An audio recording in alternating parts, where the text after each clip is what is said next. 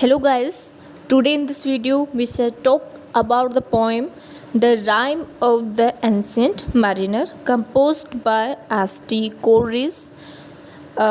First of all, the introduction of the poem.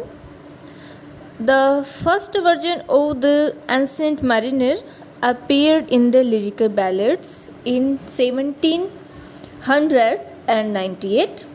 It was considerably revised for the second edition of the lyrical ballad published in 1800, but not many material changes were affected in the subsequent editions brought out in 1802 and 1805. In 1817, it appeared in the Sibylline Leaves, accompanied by the gloss and revised in some important particulars. After this, no important changes were made in it. So guys, this is the introduction of the poem, and now we should have a glance of the whole poem, and I must say the summary of the poem because this is a very long poem and it cannot be completed in only one video. So guys, part number first. The ancient mariner with long grey beard and glittering eyes and a skinny hand stopped one of the three gallants going to attend a wedding. When the wedding guests protested at being detained, the mariner dropped his hand and held him only with his glittering eyes. So powerful was his spell that the wedding guest was forced to listen to his story like a 3 years that the wedding guest was forced to listen his story like a 3 years child. The ancient mariner now told him how he undertook a southward voyage with 200 sailors. The ship crossed the equator. Then a powerful storm drove it to the polar regions of snow and ice. Suddenly, out of the frozen silence around them, there appeared an albatross, a large seabird. The sailors hailed it as a Christian soul and made a pet of it. It daily came to them for food and for play. The ice split and favorable south wind drove them northwards. The sailors thought of the albatross as a bird of good omen. Their fellowship continued for 9 days. Then the ancient mariner killed the albatross with his crossbow. Now, the part number second. They doubted Cape Horn. A good south wind still blew behind, but no sweet bird followed the sailors' hollow. The sailors condemned the ancient mariner for having killed the bird of good luck, but when the fog cleared off and a glorious sun shone in the sky, they justified his action, thus making themselves accomplices in the crime. Now they entered the Pacific Ocean. The bridge dropped down suddenly. Their guilt began to be reflected in the external nature with a bloody sun burning in a hot and copper sky. The ship to a standstill, though surrounded by water on all sides, the boards of the ship shrank and the sailors suffered from extreme heat and thirst. The ocean appeared to rot. Slimy things crowded on the slimy sea. Death fires danced around them at night.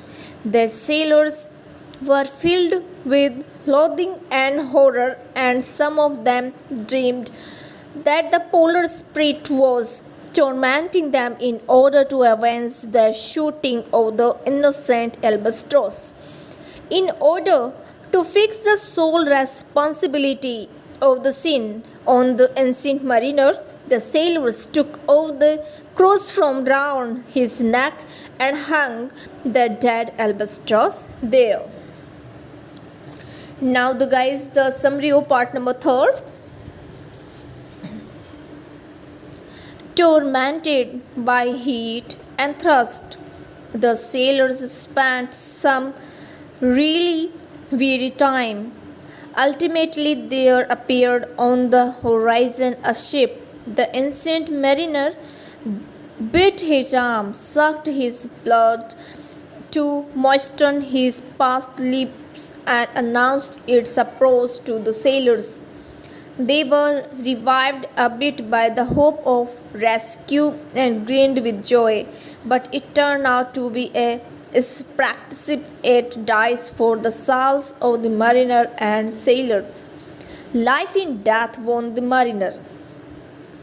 His companions fell to the lot of death, so they dropped down dead one by one. As they fell, they cursed him with their eyes, and their souls passed by him, making a sound like the whiz of his crossbow. Now, part number 4. The ancient mariner had to undergo experience of life in death for 7 days and 7 nights. He was left alone on a wide sea with beautiful men lying dead on the deck, while slimy things lived on in the sea. The curse with which the sailors had died had never left their eyes, and it was torturing to look at them. He was also full of self-loathing. He tried to pray, but a wet whisper made his heart as dry as dust. Thus, isolated from God as well as God's creation, he suffered a kind of spiritual death. However, at the height of his agony, he saw water snakes coiling and swimming freely in the sea, in tracks of shining white, their rich attire gleaming in the benevolent light of the moon, and his heart was filled with love and appreciation. His heart appreciation for them. These slimy things now appeared to him beautiful and joyous, and he blessed them unaware. But no sooner did he bless them than he could pray, and dead albatross fell from his neck and sank into the sea. Now, part number 5. Now the mariner was able to sleep. He dreamt about rain, and when he woke, it was actually raining. He felt fresh and light. There was a storm in the sky, and though it never reached the sea, its very sound made the ship move on. Celestial spirits now entered the bodies of the sailors and walked the ship. The air was filled with heavenly music. There was no breeze in the sky, but moved from beneath by the polar spirit. The ship kept on moving. For a while it came to a standstill, but again bounced forward, throwing the mariner into a swoon. In his trance, he heard two voices, and learnt that the polar spirit who loved the albatross still sought vengeance for its death. He heard one of the voices telling the other that he had already done penance for his sin and would be doing more penance. Part number 6. The mariner trance continued for a while. He learned from the two voices that the ship was being driven from supernatural force. It was sailing fast, but its speed would slow down when the mariner regained consciousness. When the trance was over, he found the dead men standing together on the deck with the curse still in their eyes. However, this spell was soon snapped. A gentle breeze blew on them. The moon shone brightly in this bright and calm moonlight. He beheld his own country, the very port from which he had set sail. Then the angelic spirits left the dead bodies of the crew and appeared in their own forms of light. The pilot on the beach saw the lights and he rowed out with the pilot boy and a holy hermit to bring the ship in the harbor. The mariner decided to request the hermit to save his soul. Now, the last and the part number 7. When the pilot boy, and the hermit came close to the ship in their skiff boat, they were surprised to see that the angelic spirits had disappeared. They were also frightened by the fiendish look of the ship, its wrapped planks and thin and sheer sails. As the boat came still closer, there was a loud noise and the ship sank into the sea like a lump of lead. The mariner, a loud noise, and the ship sank into the sea like a lump of lead. The mariner was, however, saved in the pilot's boat. They all took him to be a ghost. So, when he opened his lips to say something, the pilot fell into a fit, and pilot boy went crazy with fear, and even the hermit knelt to pray. Once the mariner was back on the firm land, he prayed to the hermit to save him. He was all of a sudden wrenched with agony and was constrained to tell his story. After that, 8 uncertain hours, his agony returned, and he could feel relieved only after he had repeated his story. He moved from land to land, and whenever he recognized the light listener, he accosted him to listen to him. This was the penance he has to undergo all his life. Presently, the vesper bells were heard, and the mariner announced to the wedding guests the moral of his story. So, guys, the moral of the story is like we must have love and reverence for all things, both great and small, made and loved by God. The married din of the wedding feast and ceased, and the wedding guests returned home a sadder and wiser man. So, guys, this is a summary of this poem. So, guys, the theme of the poem. The theme of this poem is sin, punishment, and penance. The mariner's penance is what drives the story. If he was not compelled to share his experience and what he has learned, he would never have stopped the wedding guest in the first place. When he shoots the albatross, the mariner sins against both nature and God. He did not appreciate the innocent beauty found in albatross, so he kills it without even knowingly why he did so. This act leads to his punishment, thirst and starvation, the death of his crew members, deprivation and isolation, until he realizes and appreciates the grandeur of the nature and supernatural world that the albatross embodied. He is not fully absolved of his crime, though, as he is still called upon to do penance by relating his story to a person who seems to be magically chosen as needing to hear his tale. His deprivation and torment may be ended temporarily while on the supernatural is up to interpretation.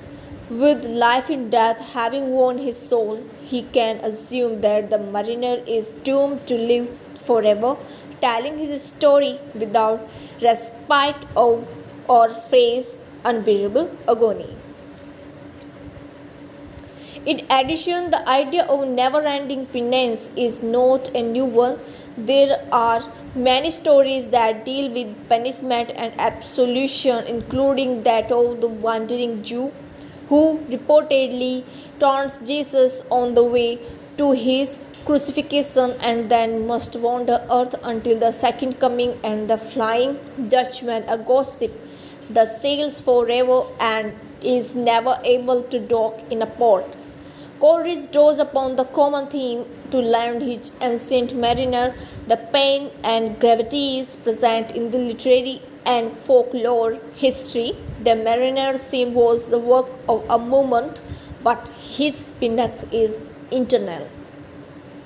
The sublime. The idea of the sublime is one of the tenets of the Romantic period. When we think of a thing as sublime, we believe it to be a great excellence or beauty, but the Romantics had a different definition.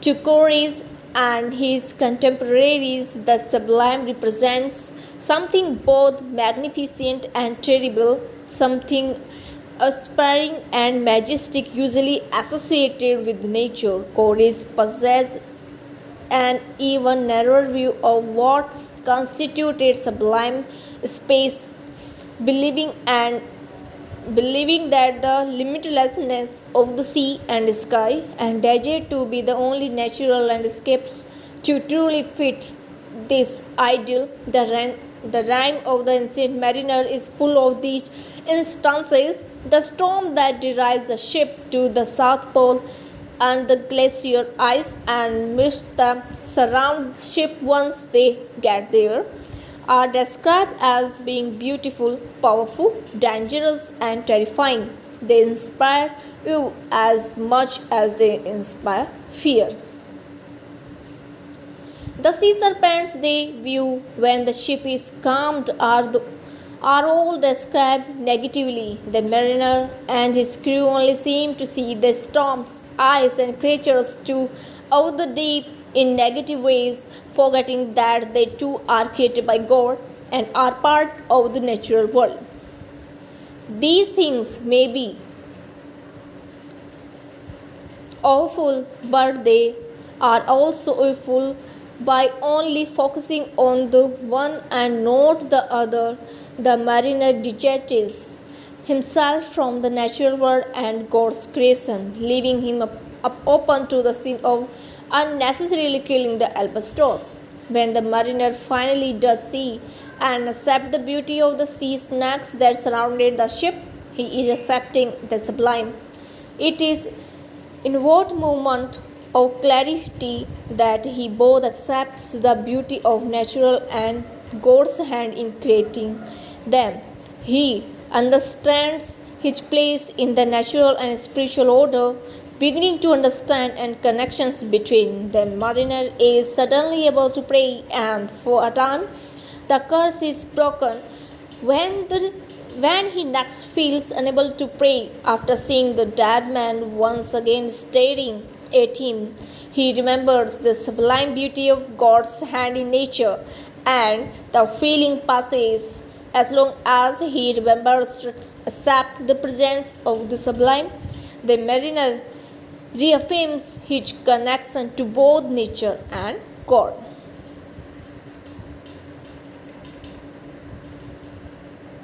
So, guys, this is the summary and theme of this poem. You can have glance of this picture also, that I have explained all these in further. So, guys, this is full and whole poem explanation and theme. Thank you.